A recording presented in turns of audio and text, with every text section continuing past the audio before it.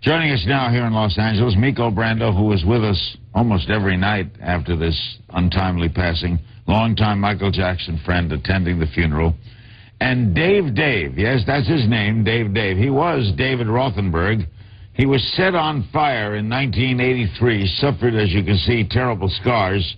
Michael Jackson befriended him and paid for a lot of his surgeries. Dave is also attending the burial. Why Dave? Well, to liberate myself from the confines of my father's criminality. He caused the fire? Yeah.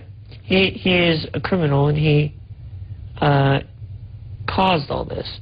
To free myself of his name and his legacy, I decided to become my own person through changing my name. We'll find out how Michael helped you, but Miko, is that a typical story of Michael helping people like this? Absolutely. When he would hear about stories of people in need or needed help, and when we watched the news together, he'd reach out to them, send them a basket, send them a note, get well, or whatever the incident would be, and he'd always reach out to people and help people. Even driving around town, he'd stop and help people. How did he find out about you, Dave? He heard about me, and he had contacted me and wanted to meet me. How old were you at the time? I was about 7 years old at the time. And were you in the hospital? I was not in the hospital at the time. I was in interim, back and forth from surgery. And what did he do for you? Well, basically, he befriended me. He took me into his life, which is very rare for Michael to do. But he opened up his arms to me and accepted me as a very good friend of his. And throughout the years, he never let me go. I believe that's the hearse carrying the body into Forest Lawn.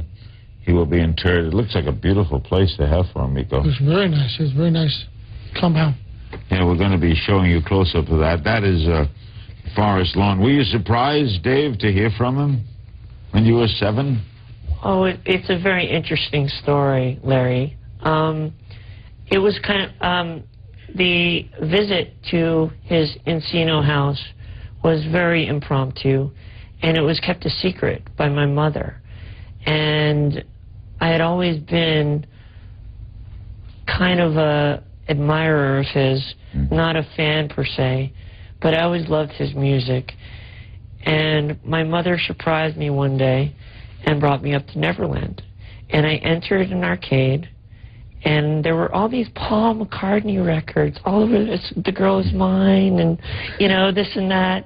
And I remember sitting down, and at the time, my favorite video game was Pole Position.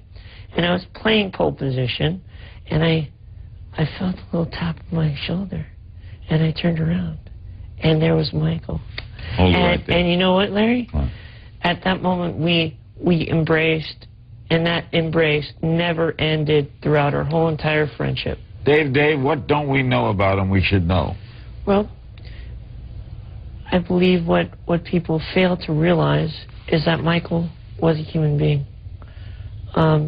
Throughout the years, I think he was kind of stigmatized by the media, and I believe that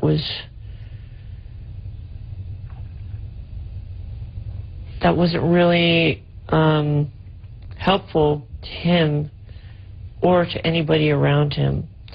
I believe that Michael was a great person.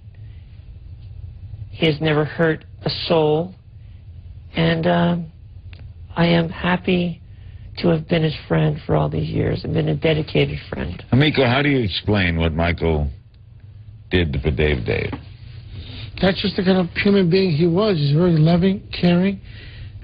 He loved Dave from the day he met him. They became friends. Michael helped him through the years, and that's the kind of person Michael was. I mean, he loved a lot of people, and he'll be missed and loved by a lot of people. Did he pay for a lot of your medicals? Actually, he did not pay for my medical. My mother had great insurance at the time. So what did he do? Michael offered a lot of emotional support for me. He was there for me whenever I needed to talk to him. He opened up Neverland to me as a means to get away. He metaphorically, he was almost like a father that I never had. Huh. Well said. Your love is magical. That's how I feel. But there are worlds and worlds of ways to explain. To tell you I love you.